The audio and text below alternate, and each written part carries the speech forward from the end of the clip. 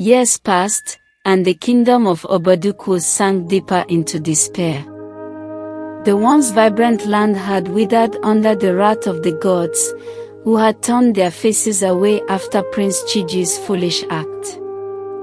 The people suffered, crops failed, and the once thriving kingdom became a shadow of its former glory.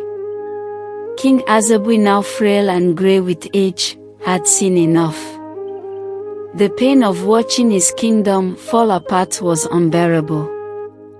His heart, though full of love for his son, could not escape the truth that it was the prince's sin that had brought ruin to them all.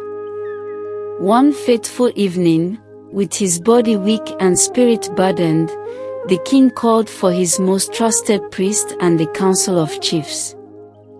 They gathered in the royal court, their faces solemn as the king spoke. "Take my final command," Azebui said, his voice trembling. "Go to the mountain where the gods once spoke. Seek their forgiveness, for I no longer have the strength to carry this burden alone. The gods are silent, but I beg of you to find a way. Our kingdom will die if we do not find a way to restore their favor." The priest, an old man with deep wrinkles carved by years of wisdom, nodded solemnly.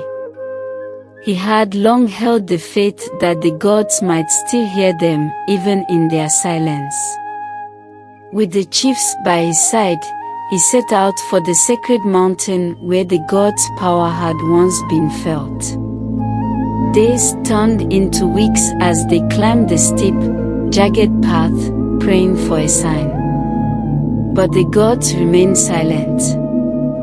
The winds howled, the earth shook, but no divine voice called out to them. The gods, it seemed, had forsaken Obaduku.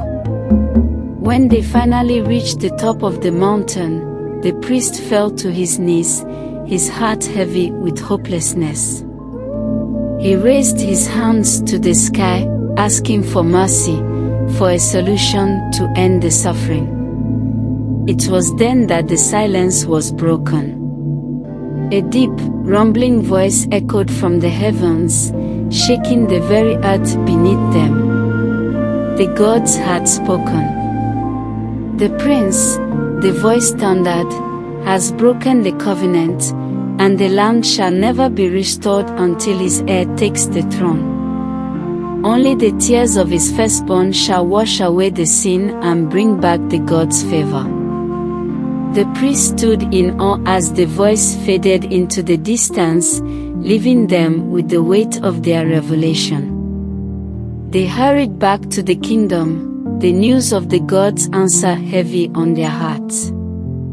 When they arrived, they found King Azebui, now nearing the end of his life, holding on to his final moments. His eyes met the priest, and he knew the answer had come. But the priest's next words shook him to his core. "The throne may not pass to Prince Chiji," the priest said. "The gods have decreed that only his firstborn can ascend.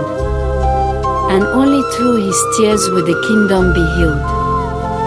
The king, old and worn, looked at his son, the prince who had once been full of hope, now a man haunted by regret. "Chiji," Azebui whispered, "the gods demand more of you than your crown. They demand your heir." The prince's heart clenched with sorrow. His pride, his stubbornness, had led his people to this moment, but he now understood the weight of the gods' judgment. His son, his firstborn, was the key to salvation. Months passed as Prince Chiji's son, Little Namdi, grew older. The prince, in his agony, had come to terms with his failure and the weight of the gods' will. The child, pure and innocent, would hold the power to restore the kingdom's balance. On the day of the coronation, as the people gathered to witness the heir's rise, Chiji stood aside, his heart heavy. Little Namdi was placed on the throne, and as the first drops of his tears fell upon the ground, a great change took place. The skies cleared, the earth trembled, and the rivers began to flow once more. The gods had returned.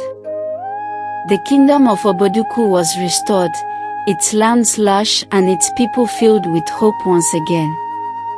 But the prince, forever marked by his sin, could not take the throne. Instead, he bowed before his son, the rightful heir, and humbly accepted that it was not his strength, but his child's purity, that had saved them all. And as the gods' favor returned to the land, so did the knowledge that every kingdom, every ruler, and every child must honor the covenant, for the cost of breaking it was greater than any could bear.